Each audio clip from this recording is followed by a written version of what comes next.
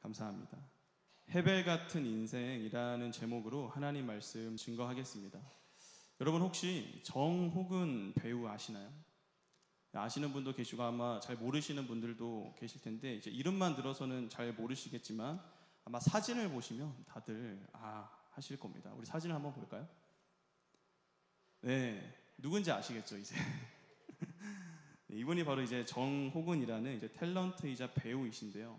정호근 씨는 MBC 공채 17기 탤런트로 데뷔하신 이래로 우리가 굉장히 또 즐겨보았던 허준이라던가 상도, 야인시대, 다모, 해상, 대조영, 이산, 선덕여왕 등 그러한 작품들, 특히 이 사극 드라마 쪽으로 많이 출연하셨던 배우입니다. 근데 혹시 요즘 드라마에서 이 정호근 씨를 보신 분 계신가요? 최근에 하던 드라마. 네, 아마 없으실 겁니다. 왜냐하면 현재는 배우가 아닌 무속인으로 활동하고 계시거든요. 이미 알고 계셨던 분들도 있으시겠지만 2014년 11월부로 이 정호근 씨는 신내림을 받고 현재까지도 무속인으로 활동하고 있다고 합니다. 저도 이 사실을 이제 최근에 알게 됐는데 어쩐지 이제 드라마에서는 잘 안 보이고 이제 제일 최근에는 이 라디오 스타라는 또 예능 프로그램에 나와서 한번 얘기를 하신 적이 있죠. 어쨌든 이 정호근 씨가 무속인이 되고 나서 사람이 좋다라는 MBC 또 휴먼 다큐 프로그램에 출연했었는데 거기서 이런 말을 했습니다. 사람의 인생이라는 것이 참 알다가도 모르는 것 같습니다. 내가 이렇게 한복을 입고 앉아서 방울을 흔들고 부채를 펴며 어떤 영적인 기운을 느끼며 사람들에게 상담하리라고 상상을 해봤겠습니까? 여기서 저는 사람의 인생이라는 것은 참 알다가도 모르는 것이라는 이 말을 들으면서 참 맞는 말 같다고 생각했습니다. 배우의 길을 걷다가 느닷없이 무속인이 되어버린 정호근 씨처럼 우리는 살아가며 정말 예기치 못한 상황들을 많이 마주하게 되기 때문이죠. 저 역시도 어렸을 적 다른 직업은 몰라도 힘들게 목회하시는 그런 아버지를 보면서 목회자만큼은 절대 안 될 거라고 그렇게 마음 먹었었는데 이렇게 지금 열심히 또 주의 길을 걷고 있고요. 아마 제 아내 역시도 자신이 사모가 될 것이라고는 전혀 예상하지 못했을 겁니다. 그럼 우리 성도님들은 어떠신가요?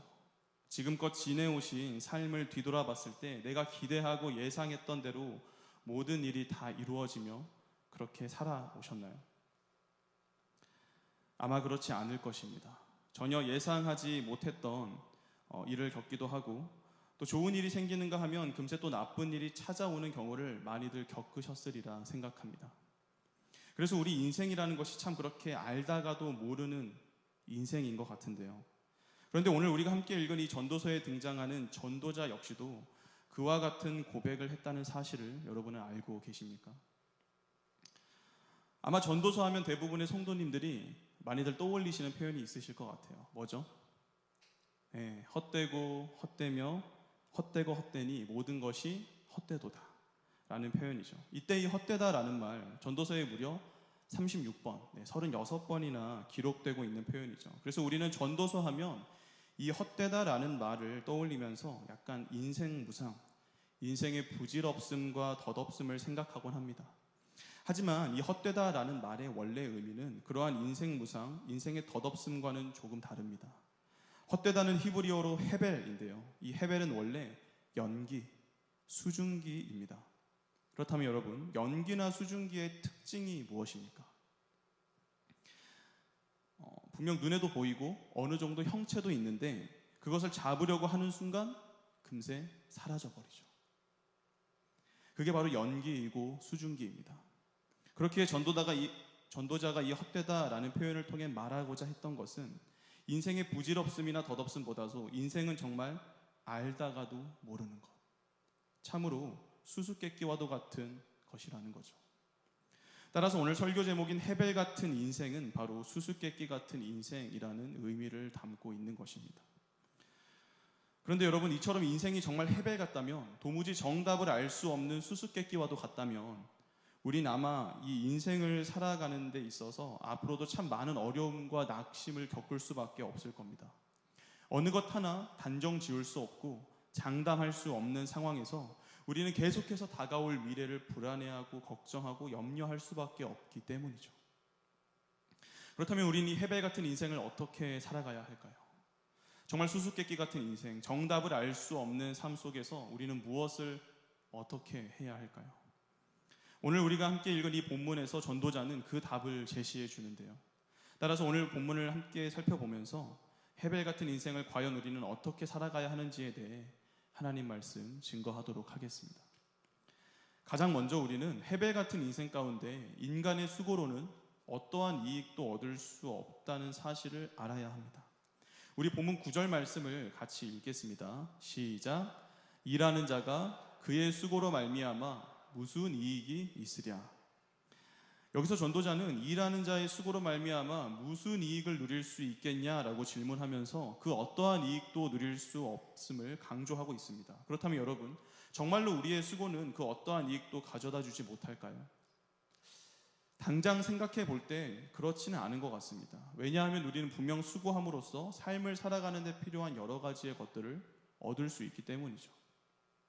여러분, 현재 입고 계신 그 옷 어떻게 입고 오셨나요? 여러분이 손수 이렇게 재료를 가지고 제작하셔서 입고 오셨습니까? 아니죠. 아마 대부분은 다들 돈을 주고 사서 입고 오셨을 겁니다. 그럼 그 옷을 살 때 내셨던 그 돈은 어디서 났습니까? 하나님께서 저희 옷 사 입으라고 이렇게 어느 날 갑자기 돈을 그냥 툭 던져주시던가요? 그러면 참 좋을 것 같은데 아마 대부분은 여러분 각자가 열심히 일해서 버신 돈으로 사 입은 옷들일 겁니다. 다시 말해 우리가 수고함으로써 이 옷을 사 입을 수 있었다는 말이죠. 옷뿐만이 아닙니다, 여러분. 오늘 드신 음식들, 교회 오실 때 타고 온 자동차, 예배 끝나고 돌아갈 집까지 그 모든 것들이 전부 다 우리의 수고를 통하여 얻어진 것들이고 우리가 누릴 수 있게 된 이익이라 할 수 있습니다. 분명 우리는 수고를 통하여 이익을 얻을 수 있다는 거죠. 그런데 왜 전도자는 인간의 수고로 이익을 얻을 수 없다고 말한 것일까요? 그 이유가 본문 10절과 11절을 통해 설명되고 있는데요. 먼저 본문 10절 말씀을 같이 읽어보겠습니다. 시작. 하나님이 인생들에게 노고를 주사 애쓰게 하신 것을 내가 보았노라. 아멘. 여기서 전도자는 그 모든 인간의 수고가 하나님께서 주신 것이기 때문이라고 설명합니다. 다시 말해 인간의 수고는 하나님께로부터 주어진 것이며 그렇기에 그 수고를 통해서는 이익을 얻을 수 없다는 말인 거죠. 여러분, 하나님께서 인간에게 수고를 주셨다라는 이 말을 조금만 묵상해 보면 아마 떠오르는 구절이 하나 있으실 텐데요. 바로 창세기 3장 19절 말씀이죠. 제가 한번 읽어보겠습니다. 내가 흙으로 돌아갈 때까지 얼굴에 땀을 흘려야 먹을 것을 먹으리니 내가 그것에서 취함을 입었음이라. 너는 흙이니 흙으로 돌아갈 것이니라 하시니라. 하나님께서는 선악과를 따먹음으로 범죄한 아담과 하와에게 그 죄에 대한 대가를 치르도록 하셨습니다. 그런데 그 대가 중 하나가 바로 노동, 즉 수고였죠. 그들은 더 이상 수고하지 않고는 먹을 것과 입을 것 등을 얻을 수 없게 되었습니다. 물론 죄를 짓기 전에는 그렇지 않았죠. 하나님께서는 아담을 에덴 동산에 주실 때 선악과를 제외한 모든 나무의 열매를 먹게끔 해주셨습니다.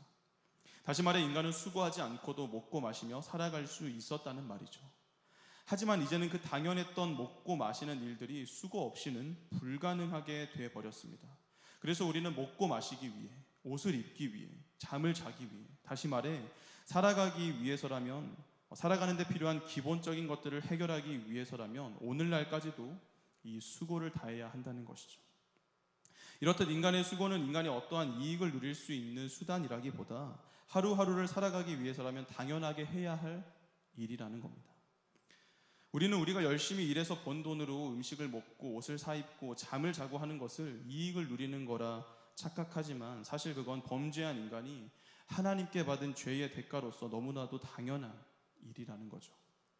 전도자는 바로 이와 같은 사실을 말하고 있는 것입니다.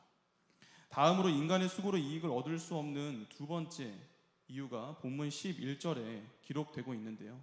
11절 말씀도 우리 같이 한번 읽어보겠습니다. 시작.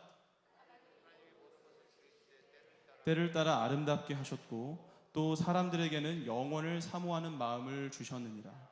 그러나 하나님이 하시는 일의 시종을 사람으로 측량할 수 없게 하셨도다. 아멘. 인간의 수고로 이익을 얻을 수 없는 두 번째 이유는 하나님이 하시는 일의 처음과 끝을 인간은 전혀 측량할 수 없기 때문입니다. 11절에서 전도자는 하나님께서 세상의 모든 것을 때에 따라 아름답게 하셨다라고 말하는데, 이 말인즉슨 세상의 모든 일들이 하나님이 정하신 그 적합한 때를 따라 이루어지게 된다는 말입니다. 바로 오늘 본문 1절부터 8절 사이에 전도자가 설명한 것처럼 말이죠. 본문 1절에서 전도자는 범사에 기한이 있고 천하 만사에 다 때가 있다라고 말하면서 2절부터 8절까지 다양한 예시를 들어 그 사실을 설명했습니다. 죽일 때와 치료할 때, 헐 때와 세울 때, 울 때와 웃을 때, 슬퍼할 때와 춤출 때, 돌을 던져버릴 때와 돌을 거둘 때, 안을 때와 안는 이를 멀리할 때, 찾을 때와 잃을 때, 지킬 때와 버릴 때, 찢을 때와 꿰맬 때, 잠잠할 때와 말할 때, 사랑할 때와 미워할 때, 전쟁할 때와 평화할 때가 있다라고 전도자는 말하는데, 그 모든 때가 인간의 어떠한 수고로 결정되는 것이 아니라 이미 하나님이 정해놓으신 그 계획에 따라 이루어진다는 말이죠. 그런데 인간은 그러한 사실을 깨닫지 못한 채 자꾸만 자신의 수고와 노력으로 그 모든 때를 결정지으려 한다는 겁니다. 왜일까요? 본문 11절 말씀을 다시 보시면 하나님께서 사람에게 무엇을 주셨다고 말합니까?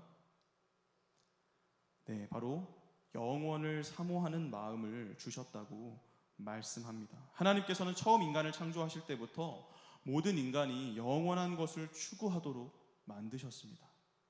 그래서 평소에는 우리가 잘 느끼지 못한다 할지라도 우리 모두의 마음속에는 이 영원을 추구하는 마음이 자리 잡고 있죠. 그렇다면 과연 이 영원을 추구하는 마음이 온전히 채워지지 못할 경우 인간은 어떻게 될까요? 아마 마음 한구석에 남아있는 그 공허함을 메워보고자 끊임없이 무엇인가를 채우려 할 겁니다. 자신이 세운 목표를 이뤄서 그 마음을 채워보고자 수고할 것이고, 돈을 많이 벌어서 그것으로 마음을 채워보고자 수고할 것입니다. 또는 어떠한 기쁨을 얻어서 그 기쁨으로 마음을 채워보고자 수고할 것이고, 무엇인가 소중한 것을 지킴으로써 그 마음을 채우고자 수고할 것입니다. 하지만 안타까운 점은 그 모든 수고가 전부 다 소용없다는 사실이죠. 왜냐하면 앞서 말씀드린 것처럼 아무리 인간이 수고해도 그 인간의 수고로는 자신이 원하는 때를 결정 지을 수 없고, 그 원하는 때가 언제 이루어지는지조차도 조금도 측량할 수 없기 때문입니다. 아무리 목표를 이루기 위해 수고하고 돈을 많이 벌기 위해 수고하고 기쁨을 얻기 위해 수고해 본다 한들 자신이 원하는 때에 그러한 것들이 이루어지지 않는다면 과연 그 사람의 마음은 어떻겠습니까? 큰 좌절과 실망에 빠지게 되겠죠. 만약 그렇게 바라는 일들이 언제 이루어진다라는 확정적인 날짜라도 우리가 알게 된다면, 가령 예를 들어서 너는 1년 뒤에 너가 원하는 그 목표를 이루게 될 거야 라던가 너는 2년 뒤에 많은 돈을 벌게 될 거야 와 같이 그렇게 원하는 것이 이루어지는 때가 언제인지를 알 수 있다면 그래도 뭔가 희망을 가지고 기다릴 수라도 있을 텐데 그 역시도 불가능하다는 말입니다. 그럼 반대로 우리의 수고를 통해 우리가 목표했던 바를 이루고 원하는 것들을 전부 다 얻게 된다면 우리는 과연 만족을 누리고 우리 인간이 추구하는 그러한 진정한 유익을 얻었다 말할 수 있을까요? 안타깝게도 전도자는 그 역시도 아니라고 말해줍니다. 전도서 2장 10절 말씀을 제가 한번 읽어보겠습니다. 무엇이든지 내 눈이 원하는 것을 내가 금하지 아니하며 무엇이든지 내 마음이 즐거워하는 것을 내가 막지 아니하였으니 이는 나의 모든 수고를 내 마음이 기뻐하였습니다. 이것이 나의 모든 수고로 말미암아 얻은 몫이로다. 우리가 이미 잘 아는 것처럼 많은 학자와 대다수의 사람들이 이 전도자를 솔로몬으로 보고 있습니다. 저 역시도 그렇고요. 그렇다면 여러분, 솔로몬은 어떤 사람입니까? 이 세상을 살 동안 정말 누리지 못한 것이 하나 없었던 사람이었죠. 하나님께서 그에게 지혜뿐 아니라 부와 권력까지 주셨기에 그는 정말 인간이 누릴 수 있는 모든 것들을 다 누렸을 것입니다. 방금 제가 읽은 전도서 2장 10절에서도 역시 그와 같은 고백을 하고 있고요. 내 눈이 원하는 것을 내가 금하지 아니하며 무엇이든지 내 마음이 즐거워하는 것을 내가 막지 아니하였으니 이것이 나의 모든 수고로 말미암아 얻은 몫이로다. 솔로몬은 보통의 사람들이 열망했던 것처럼 정말로 인생에 있어 자신이 원하고 바라는 것들을 다 누려보았습니다. 그럼 과연 그는 그러한 것들을 누림으로 만족을 경험했을까요? 전도서 2장 11절 말씀을 제가 읽겠습니다. 그 후에 내가 생각해 본즉 내 손으로 한 모든 일과 내가 수고한 모든 것이 다 헛되어 바람을 잡는 것이며 해 아래에서 무익한 것이로다. 여러분, 솔로몬이 뭐라고 고백합니까? 모든 것이 다 헛되어 바람을 잡는 것이며 해 아래 무익한 것이로다. 다시 말해서 유익한 것이 하나도 없다고 솔로몬은 고백했습니다. 수고를 통해 원하던 것들을 다 누려봤지만 만족은커녕 바람을 잡는 것과 같았고 그 가운데 어떠한 이익도 얻을 수 없었다는 거죠. 이처럼 인간의 수고는 인간의 죄로 인하여 하나님께로부터 주어진 당연한 처사이고, 인간은 조금도 하나님의 계획을 측량할 수 없으며 설령 원하던 것들을 전부 다 손에 쥔다고 해도 그것이 진정한 만족을 주지는 못하기에 그러한 인간의 수고로는 그 어떠한 유익도 누릴 수 없다는 사실을 우리는 분명하게 깨달을 수 있어야 합니다. 물론 그렇다고 해서 앞으로 수고할 필요가 전혀 없다는 뜻은 절대 아닙니다. 여러분, 오해하시면 안 됩니다. 오늘 예배 마치고 이제 집에 가서 난 내일부터 수고하지 않겠다, 일하지 않겠다. 큰일 나죠. 먹고 살려면 당연히 수고해야 합니다. 아까도 분명 말씀드렸지 않습니까? 수고는 유익을 주는 게 아니라 저주받은 인간이 먹고 살기 위해 당연히 해야 할 일이라고요. 나가서 열심히 일하고 돈 벌어야 내일 하루도 먹고 마시며 살아갈 수 있는 겁니다. 다만 그 수고로는 우리가 기대하는 이익, 곧 인생의 정답을 안겨다주는 궁극적인 유익을 얻을 수는 없다는 말이죠. 아무리 수고해도 여전히 우리의 인생은 헤벨, 곧 수수께끼 같을 것이며 우리는 그 수수께끼 같은 인생 가운데 답을 찾지 못해 머리를 싸매게 될 것입니다. 그렇다면 우리는 어떻게 해야 할까요? 우리 본문 12절 말씀을 같이 읽겠습니다. 시작.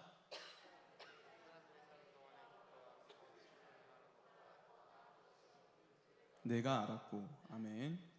전도자는 사는 동안에 기뻐하며 선을 행하는 것보다 더 나은 것이 없는 줄 알게 되었다고 우리에게 말해주고 있습니다. 이때 이 선을 행한다는 말은 아마 다들 어렵지 않게 이해하실 것 같은데요. 여러분, 선을 행한다는 게 무슨 의미일까요? 단순히 착하고 좋은 일을 많이 하는 게 선을 행하는 겁니까?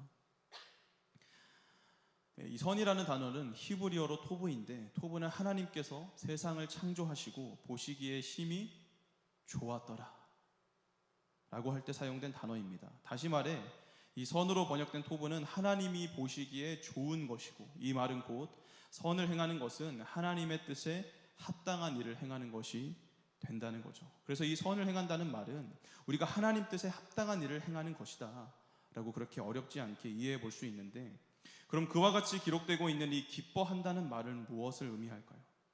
도대체 우리가 무엇을 기뻐해야 한다는 말일까요?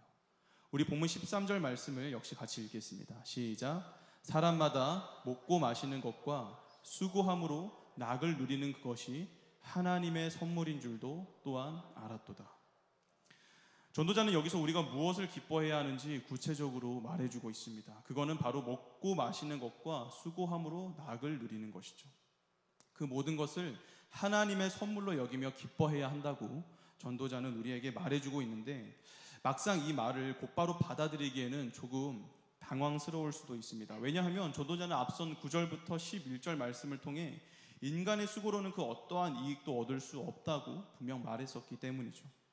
전도자는 분명 인간의 수고가 하나님께로부터 주어진 매우 당연한 일이고, 그렇기 때문에 우리가 수고를 통해 먹고 마시는 것 역시 우리에게 주어진 어떠한 이익이 아니라 매우 당연한 삶의 모습이라고 설명했습니다.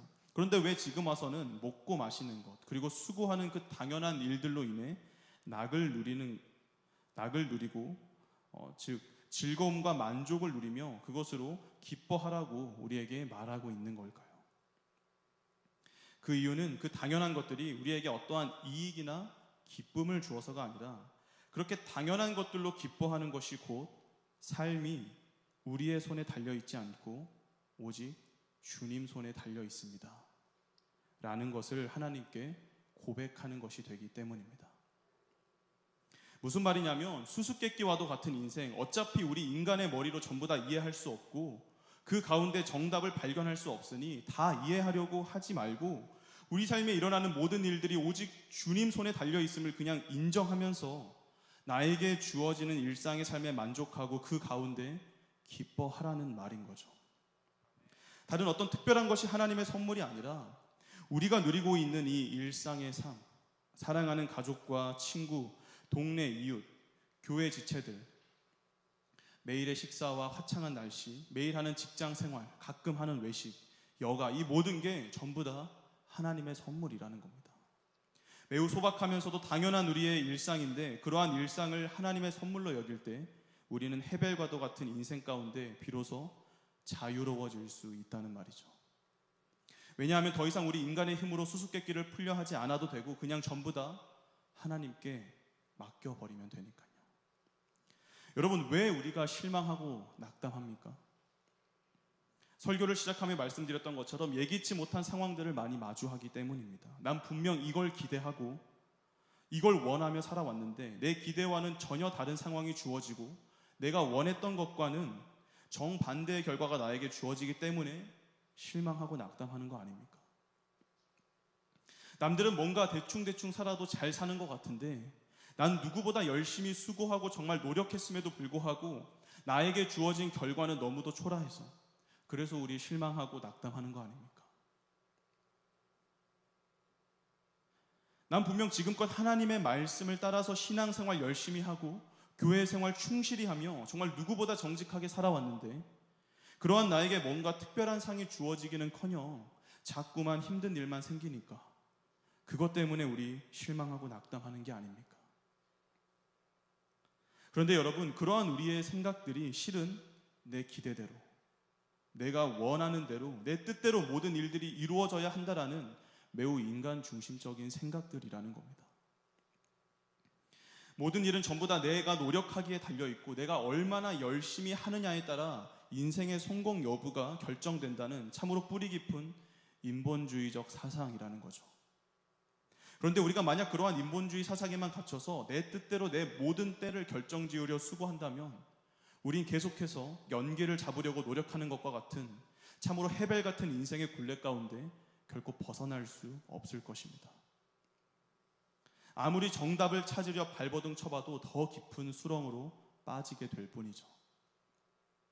그렇기에 우리는 이제 그 모든 인본주의적인 사상을 버려버리고 내 삶의 모든 주권이 오직 하나님의 손에 달려있음을 인정하면서 그 가운데 기쁨을 누리고 선을 행해야 할 줄 믿습니다. 그러기 위해서 우리에게 필요한 자세가 하나 있는데요. 우리 본문 14절 말씀을 같이 읽겠습니다. 시작. 하나님께서 행하시는 모든 것은 영원히 있을 것이라. 그 위에 더할 수도 없고 그것에서 덜할 수도 없나니 하나님이 이같이 행하심은 사람들이 그의 앞에서 경외하게 하려 하심인 줄을 내가 알았도다. 아멘. 여러분, 우리에게 필요한 자세가 무엇입니까? 바로 하나님을 경외하는 것입니다. 여러분, 과연 하나님을 경외하지 않고 우리 삶의 모든 주권이 하나님께 속해 있음을 고백할 수 있을까요? 절대 불가능한 일입니다. 우리가 진정으로 하나님을 경외해야지만이 그때 비로소 우리 삶의 모든 일들이 오직 주님 손에 달려 있음을 진정으로 고백할 수 있게 됩니다. 여러분, 요즘 우리 새벽마다 욥기서를 묵상하고 있는 거 잘 아시죠? 생명의 삶 큐티를 통해 계속해서 욥기 본문을 묵상하고 있는데요. 여러분, 이 욥기에 등장하는 욥이야말로 정말 오늘 말씀처럼 수수께끼와도 같은 인생을 경험한 자가 아닙니까?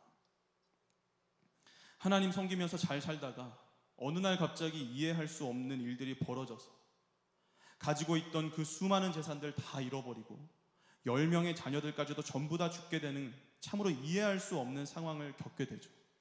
아마 보통의 사람이었다면 그러한 상황을 견디지 못해서 극단적인 선택을 했을 수도 있고요. 또는 하나님을 욕하고 원망하며 진작 하나님으로부터 떠나갔을 수도 있었을 것입니다.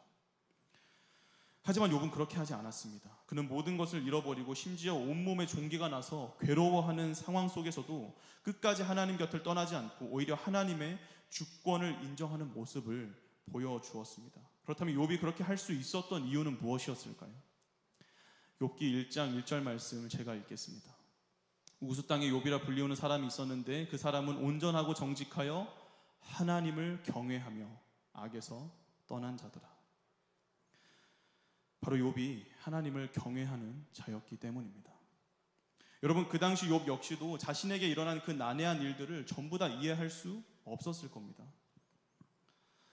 그래서 안 그래도 정말 답답해서 정신이 나갈 것 같은데 이 친구라는 자들은 와서 너가 죄인이니까 그러한 일 당하는 거야 라는 말이나 하고 앉아 있으니 얼마나 이 욥의 마음이 괴롭고 고통스러웠겠습니까?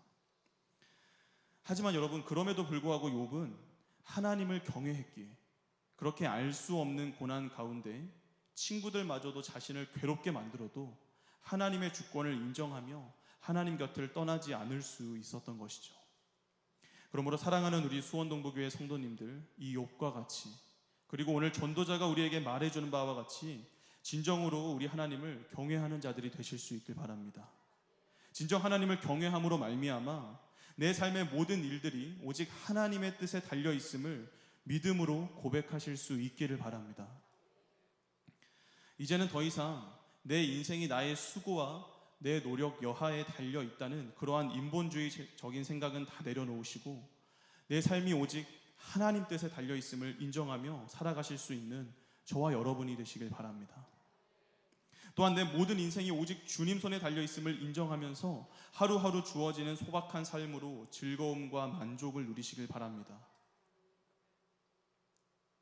우리가 오늘 하루를 기뻐해야 할 이유는 오늘 하루의 삶이 내 뜻대로 이루어져서가 아니라 다 알 수 없는 하나님의 뜻대로 이루어지고 있기 때문이라는 걸 잊지 마시기 바랍니다.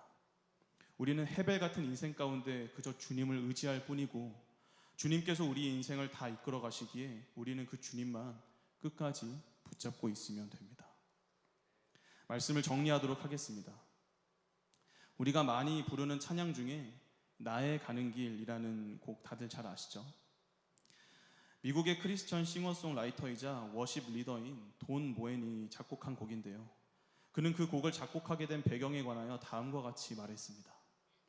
어느 날 밤 늦게 장모님께서 전화를 거셨던 날 밤을 기억합니다. 장모님께서 알려주시기를 내 아내의 여동생 부부가 끔찍한 교통사고를 당했노라고 알려왔습니다. 그 가족들은 콜로라도주로 스키를 타러 휴가 여행을 떠나던 중이었는데 그들이 탄 자동차가 18개 바퀴 달린 큰 트럭과 사고가 난 것입니다. 그 차에는 4명의 어린아이들이 타고 있었습니다. 곧 9살이 될 제레미는 그 자리에서 직사했고 나머지 3 아이들도 크게 다쳤습니다.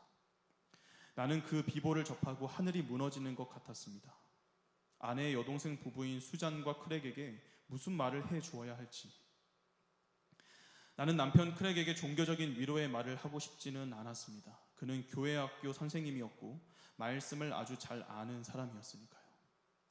하지만 나는 다음 날 다른 도시로 비행기를 타고 떠나야 했고 비행기에서 이사야 43장의 말씀을 기억했습니다. 어떻게 주께서 광야의 길을 만드시고 사막의 강을 만드실 것인지, 그리고 주님께서는 내게 이 노래의 가사를 주셨습니다. 이것이 내가 수잔과 크랙에게 진정 말하고 싶었던 것입니다. 하나님께서는 여러분이 알 수 없는 방법으로 일하십니다. 나는 희망이 없는 상황에 있는 분들에게 소망을 드리기 원합니다. 그분은 당신이 이해하지 못하는 방법으로 일하고 계십니다. 설교를 시작하며 말씀드렸던 것처럼 참으로 우리 인생은 알다가도 모르는 헤벨, 수수께끼 같은 인생인 것 같습니다. 하지만 분명한 사실은 하나님께서는 그 수수께끼 같은 인생 가운데 여전히 우리를 붙들고 계시다는 겁니다.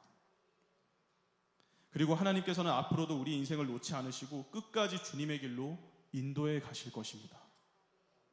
그러므로 사랑하는 성도님들, 당장 눈앞에 보여지는 현실이 내가 기대하고 원했던 바가 아니더라도, 참으로 알 수 없는 고난과 시련이 내게 주어지더라도 끝까지 주님을 경외하는 자로서 주님의 그 주권을 신뢰하실 수 있기를 바랍니다.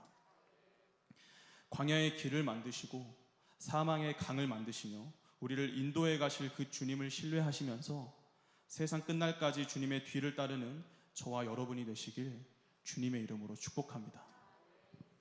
아멘. 우리 이 시간 함께 찬양하시고 기도하도록 하겠습니다. 우리를 그렇게 인도해 가실 우리 주님을 바라보면서 우리 함께 같이 고백하길 원합니다.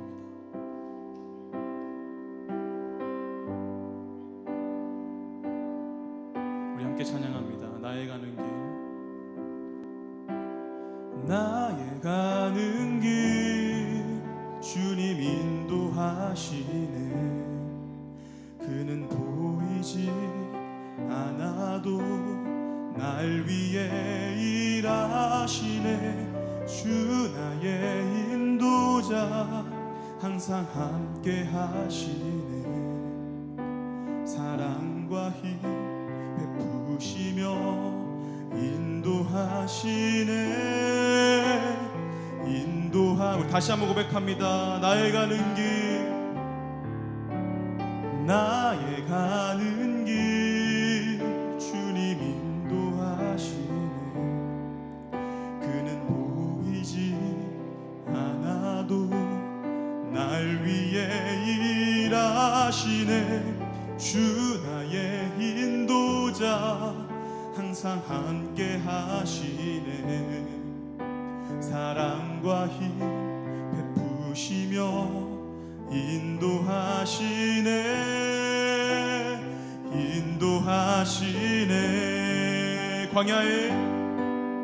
광야에 길을 만드시고 날 인도해. 사막의 강 만드신 것 보라. 하늘과 땅 변해도 주의 말씀 영원히 내 삶 속에 새 일을 행하리. 한 번 더. 광야의 길을 만드시고 날 인도해. 사막의 강 만드신 것 보라. 하늘과 땅 변해도 주의 말씀 영원히 내 삶 속에 새 일을 행하리.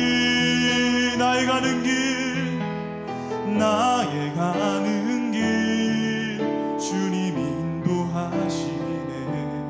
그는 보이지 않아도 날 위해 일하시네. 주 나의 인도자 항상 함께 하시네. 사랑과 힘 베푸시며 인도하시네.